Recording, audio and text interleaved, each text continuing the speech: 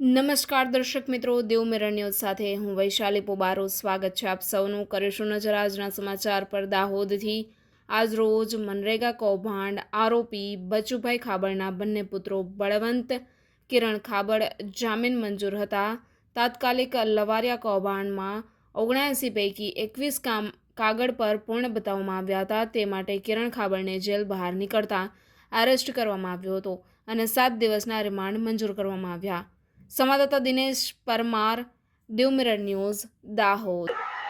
ગઈકાલે B division પોસ્ટે ખાતે જિલ્લા પંચાયત ડીઆરડીએ કચેરીના ઇન્ચાર્જ ડીઆરડી દ્વારા ફરિયાદ આપવામાં આવી હતી. જે મુજબ દેવગઢ બારિયાના લવારિયા ગામમાં કામો ના થયા હોય તેમ છતાં ખોટા બિલો મૂકી અને પેમેન્ટ ચૂકવણું થયું હોય તે પ્રકારનું કન્ટેન્ટ હતો.